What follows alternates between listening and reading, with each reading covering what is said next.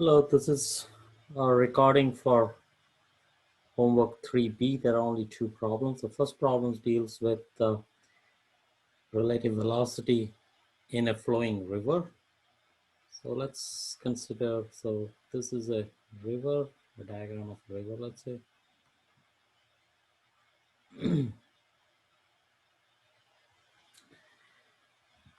And the river is flowing with a velocity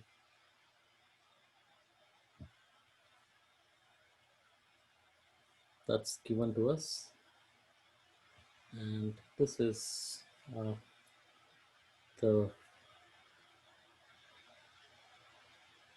velocity of the river with respect to the ground. So we should need use some notations here. R stands for river, same as what we did in the class. G for ground, and B for the boat, or is it the swimmer here? And the boat, so B is standing for the boat. Here given the velocity of the river with respect to ground. That's one part of the triangle. Another part of the triangle is longer. So this is the velocity of the boat with respect to the river. And what is asked for is the velocity of the boat with respect to the ground. So the idea is that the boat tries to cross this river perpendicular to these two lines representing the banks of the river, but the flow of the river drifts the boat from point across from the river to a certain point away from that point. And this is given by the right triangle here. This hypotenuse here will be the velocity of the boat with respect to the ground. And this is what is asked for. So the right triangle down here is given to us. This side is given to us as a speed. This is given to us, and we have to calculate the hypotenuse. I'll write the equation down here. Velocity of the boat with respect to the ground is equal to velocity of the boat with respect to the river plus the velocity of the river with respect to the ground. This is true in general as a vector equation, even if they are not perpendicular, but since they are perpendicular, this problem is simplified significantly. These two distances are given, and the right triangle gives us the hypotenuse. I will not introduce the numbers in here. I will let you guys proceed and complete this problem on your own. So that's part A of the problem. In part B of the problem, it's also talking about the distance. Since velocities involve their divisions with respect to time, it also means that the distance traveled by the boat with respect to the ground. So let me draw the same triangle in here, except these distances will represent different quantities here. And this is the amount of drift the boat experiences. This is the width of the river itself. And this angle down here, which can be calculated from these numbers that is provided to us for the velocity, is exactly the same angle that the distances make. And that's because the time that divides the distances to get these velocity relation is exactly the same. We can undo these divisions, get back a relation in positions. What is asked for is how much does this boat get drifted? So that's delta x. Again, we have delta x over delta y. This is the width of the river.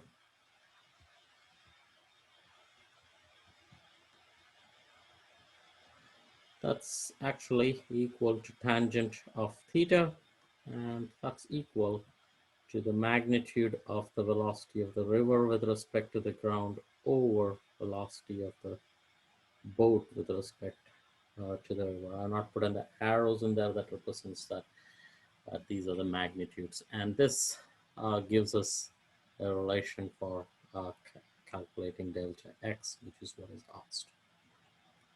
Again, I will not put in the numbers here. I've provided sufficient information here that you should be able to proceed further from here.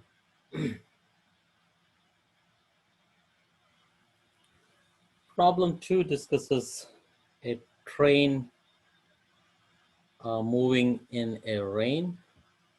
So it's rhyming. So let me give some notations here. So R stands for rain. T will be for train. And G will be for ground. Let's say the right hand side on this whiteboard is south. So we are told that the velocity of the train with respect to the ground is towards the south. So that's velocity of the train with respect to the ground.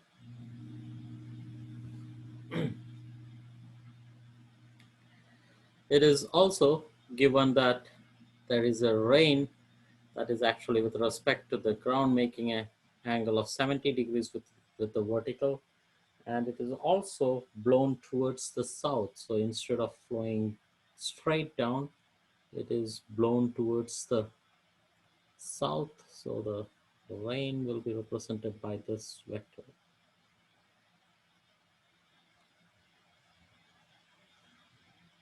But this blowing of the rain happens in such a way. So first of all, let me say this is the velocity of the rain with respect to the ground. And it is given to us that this angle here, that's 70 degrees. It's with respect to the vertical, it's making an angle of 70 degrees. This is given to us to be 30 meters per second. And it's in the I direction, let's say. It's towards the south, but let's choose the south to be in the direction of I.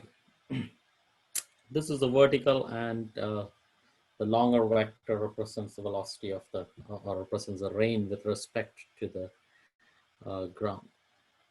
It is given to us that this happens in such a way that someone sitting in the train observes the rain to be falling vertically down. So that represents, oops. So that represents the velocity of the rain with respect to the train.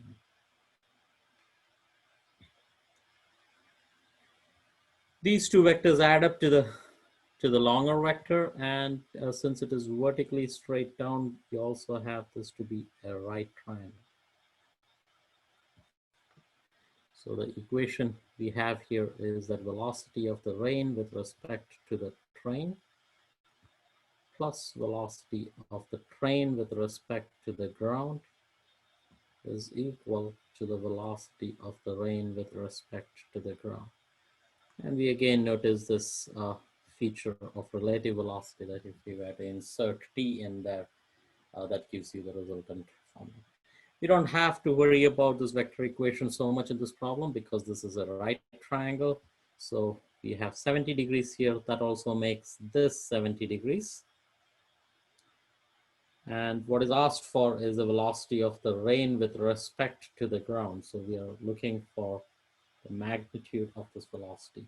It's clear that this is the hypotenuse of the right triangle. The side that is opposite to the angle is 30 meters per second, and the angle is given to us. So we have this relation, which is sin 70 is equal to 30 meters per second divided by velocity of the river with respect to the ground. And that gives us the velocity of the river with respect to the ground to be 30 divided by sine of 70, and that's equal to so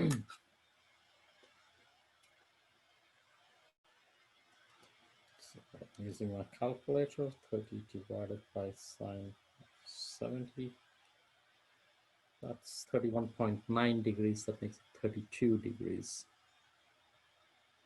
Sorry, 30 not degrees, this is in meters per second, so it's 32 meters per second. This comes out to be such a large number because it is the relative velocity of the river rain with respect to the ground.